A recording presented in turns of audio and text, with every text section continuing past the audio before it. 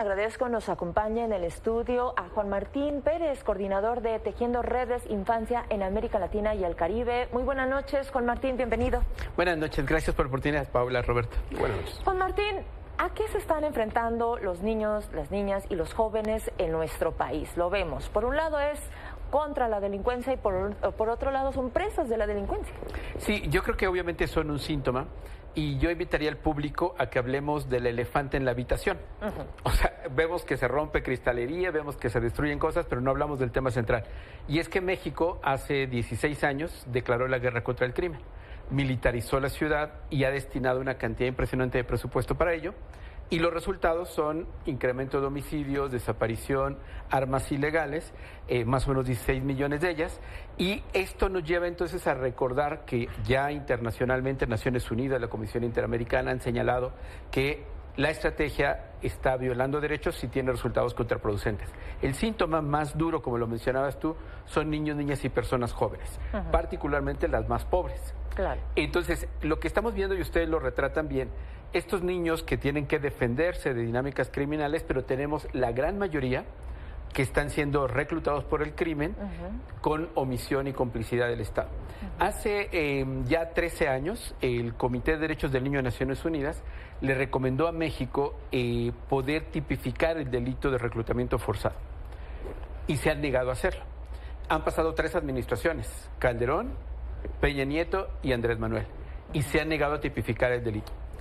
El comunicado de la Fiscalía de Guerrero es vergonzoso, en todo el sentido, porque desconocen la ley.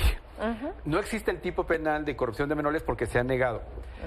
Perdón, el de reclutamiento. Usar el de corrupción de menores no aplica.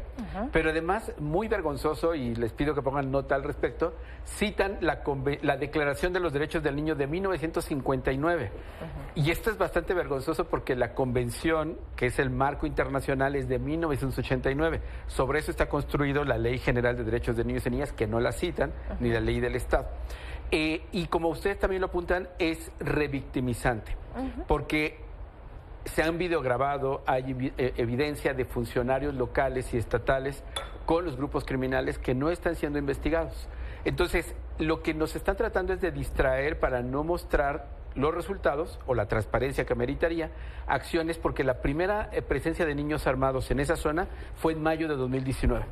Es la tercera vez, decía nuestro compañero. Recuerden que en enero asesinan a 10 músicos indígenas de Chilapa, los calcinan y a los pocos días presentan a las viudas y después a otros niños. Claro. Y ha sido recurrente. Entonces han pasado, ya estamos hablando de 2 municipios, han pasado muchas mesas y la constante es acción fragmentada, incumplimiento y ahora criminalización.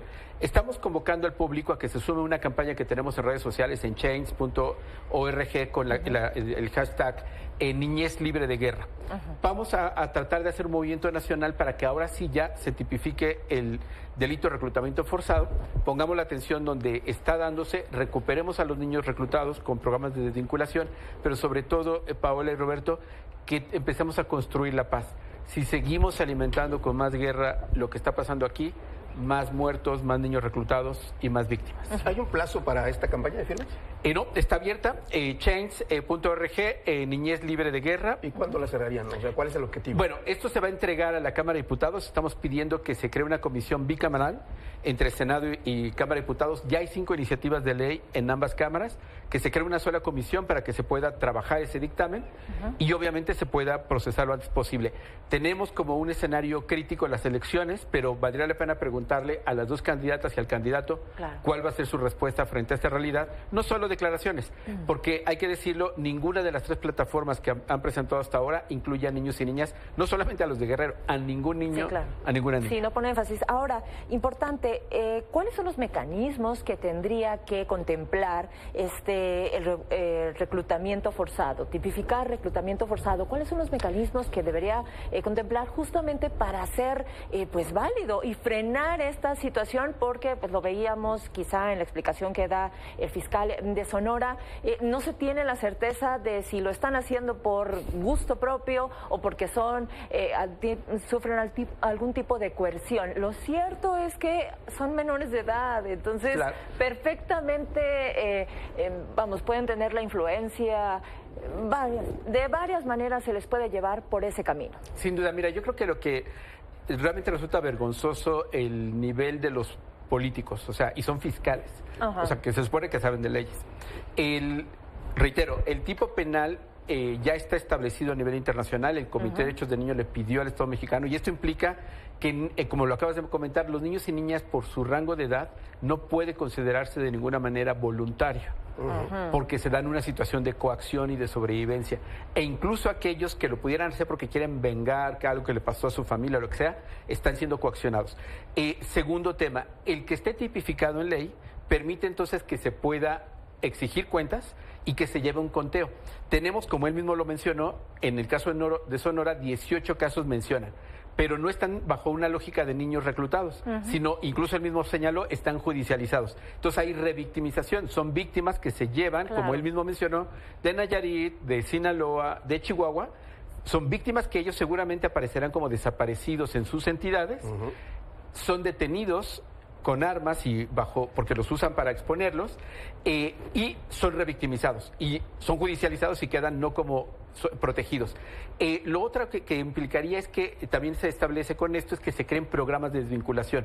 El propio funcionario reconoce que no saben cómo tratarlos y dónde tenerlos, porque hay un doble rol, son víctimas pero también son perpetradores. Y lo que han vivido y lo que conocen y lo que han participado requiere un tratamiento profesional y muy especializado. Pero súper importante, esto permitiría reorientar la estrategia para que niños y niñas y personas jóvenes no sean tratados como criminales cuando son víctimas. Hay una investigación que ustedes recordarán, fue muy importante hace unos meses, que mostró que una de las cosas que podría parar el baño de sangre y todo lo que tenemos es limitar y sancionar el reclutamiento. Aquí hablamos de niños, pero también de personas adultas, y no se está atendiendo. Juan Martín, rapidísimo, ¿de qué tamaño sería esta crisis? Es decir, sé que es frío hablar de números porque cada uno es una historia, pero quizá para dimensionar un poco, ¿tenemos esta información? Mira, el primer informe que hicimos para el Comité de Derechos del Niño en 2010 se llamó Infancia y Conflicto Armado en México. Hicimos hasta análisis y estimaciones muy cuidadosas. Calculamos que cada año entre 35 y 40 mil adolescentes son reclutados, cada año.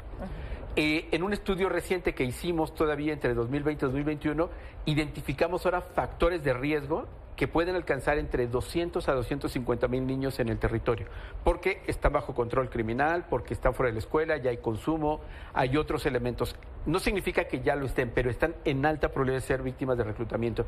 Y las cifras de desaparición, que es una de las puertas sobre las cuales son desaparecidos porque van a ser usados para ser reclutados, han incrementado. Tenemos más de 17 mil niños y niñas desaparecidos, niñas también, por supuesto, un porcentaje muy alto, y en personas jóvenes que ya superan la mayoría de edad es más del 70%. Entonces, todos ellos son, o gran mayoría de ellos han sido víctimas de reclutamiento, por ello la urgencia de hacer este movimiento nacional para que se tipifique el reclutamiento forzado de niños y niñas, ojalá también el de personas adultos, y que podamos ir parando a esta dinámica de cientos de miles de víctimas.